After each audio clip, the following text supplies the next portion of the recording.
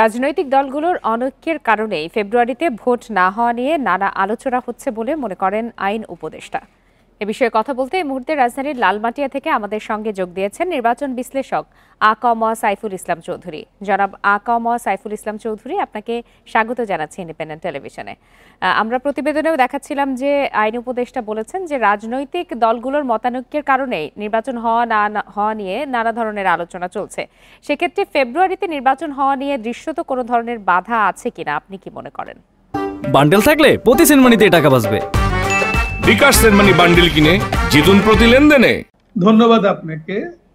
বাংলাদেশের নির্বাচনের ইতিহাসে দেখা যায় যে প্রথম দুটো নির্বাচন আর 91 সালের নির্বাচন, এটা ছাড়া সব নির্বাচনই মোটামুটি প্রথম না হলে আমি ভোটে যাব না এই ধরনের একটা মানসিকতা কাজ করেছে।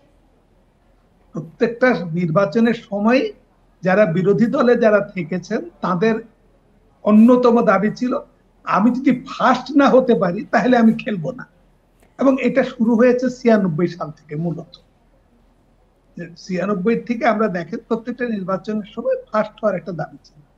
আমাদের এই যে আসন্ন নির্বাচন যেটা, সেই নির্বাচনে সবচেয়ে বড় সংকট যেটা তৈরি হয়ে গেছে সেটা মাঠে শক্তিশালী অপোনেন্ট না থাকায়।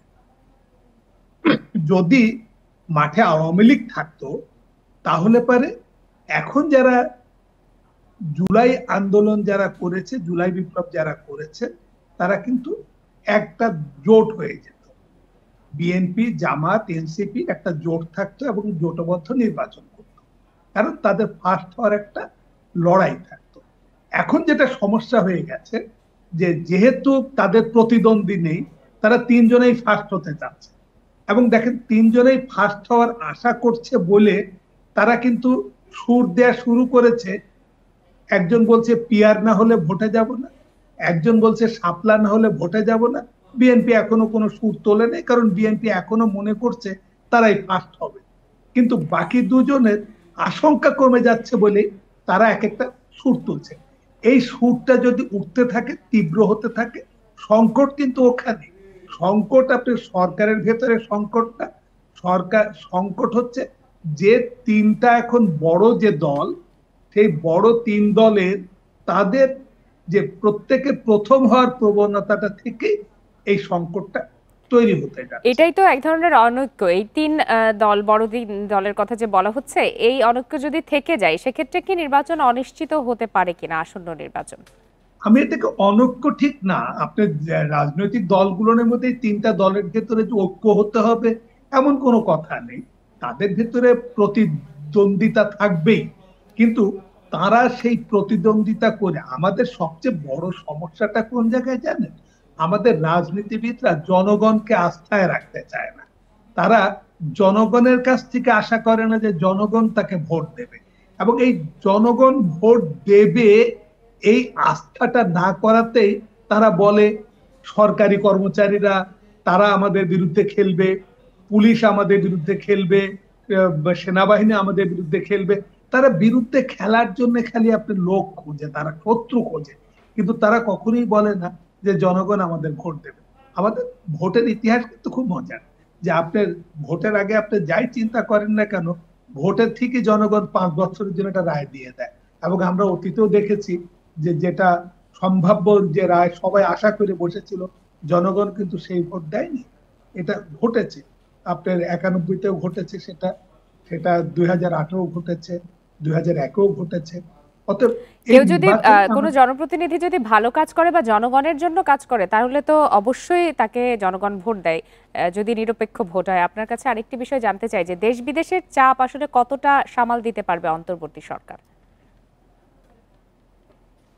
এটা তো তাদের মুন্সিয়ানার উপরে নির্ভর করবে যে কতটা সামাল দিতে পারবে এবং কতটা চাপ আসতেছে। এই চাপেরও আবার ব্যাপার আছে। কোনো চাপ হচ্ছে যে সে ভারী বোঝা তুলে দেওয়া, আবার কোনো চাপ হচ্ছে তুলোর বস্তা দিয়ে দেখানো হচ্ছে বিরাট বড় বস্তা দিলাম, কিন্তু আসলে ভর নেই। এখন কোন ধরনের চাপ কোন দিক থেকে আসছে সেটারও বোঝার উপায় নেই।